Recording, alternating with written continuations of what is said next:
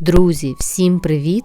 Якщо ви так само, як і я, обожнюєте домашні соління та хочете приготувати щось просте, смачне та ще й корисне, цей рецепт саме для вас. Сьогодні я буду солити гливи і зроблю це без діжки, просто так на своїй кухні, але з тим самим неповторним смаком бочкових грибів.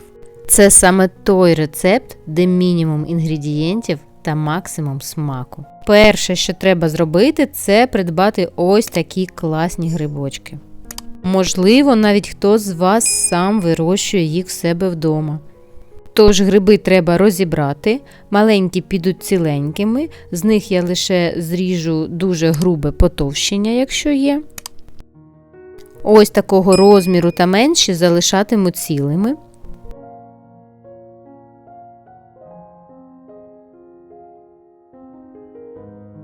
А великі грибочки я ділитиму на частини ось таким способом. Саме розриваючи шапинки руками, я зберігаю їх природний вигляд та соковитість грибів.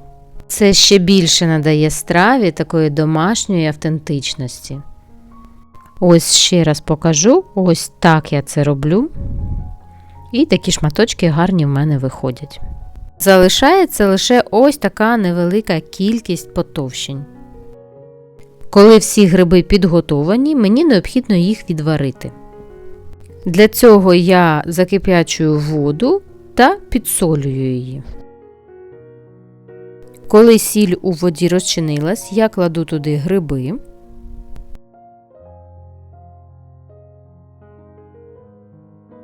І коли відварюю, періодично їх притоплюю ось так ситом, тому що тонути вони не будуть.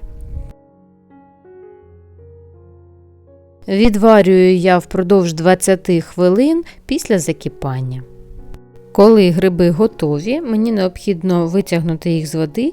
Можна це робити ось так ситом, як я, а можна відкинути на друшляк. Тепер я їх залишаю трохи охолонути. Тим часом підготую інші необхідні мені компоненти – це спеції, лаврові листочки та суміш перців. Часничок в мене 4 зубчики середнього розміру. Та добрий такий пучечок кропу. Часник я наріжу слайсами, на прес краще не видавлюйте, а робіть саме так. Тоді аромат часнику буде більш ніжний і рівномірно розподілений, а пресований часник може перебити весь смак.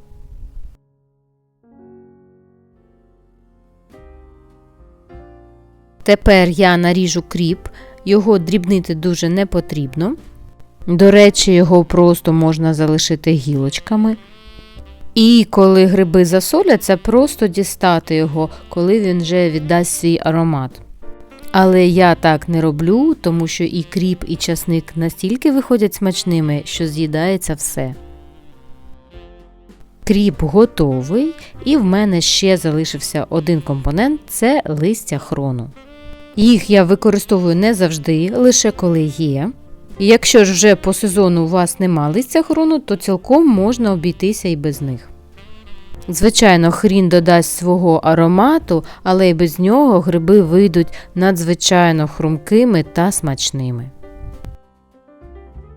Тим часом гриби вже досягли тієї температури, що я можу тримати їх руками.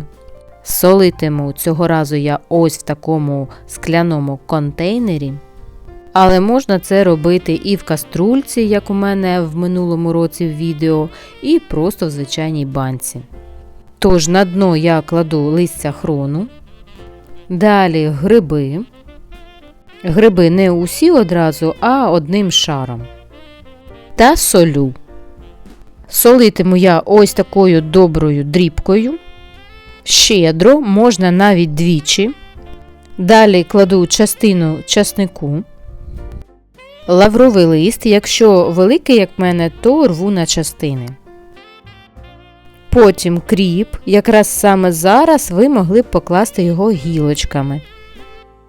Та не забуваємо про спеції. Потім все повторюю шарами, доки не закінчаться компоненти. Якщо ви в цей раз, як і я, використовуєте листя хрону, тоді зверху ще прикриваю шаром листя. Далі необхідно зробити невеликий прес, для цього я використовую контейнер меншого розміру та огірочки. Тепер даю грибам повністю охолонути, а потім відправляю на 1 добу в холодильник. Ось так вони в мене трохи постоять на кухні, виділиться власний сік, в якому вони будуть солитись. Через добу можна вже куштувати. Тільки-но піднявши листочки, ви вже відчуєте цей неймовірний аромат.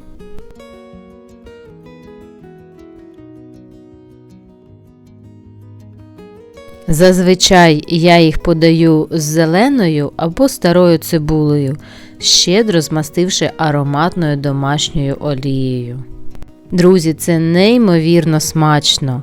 Такий рецепт не залишить нікого байдужим. Простий, але дуже з глибоким смаком, наче гриби щойно з бочки. Нехай ваші домашні соління дарують радість і тепло кожному, хто їх скуштує. Смачного, друзі!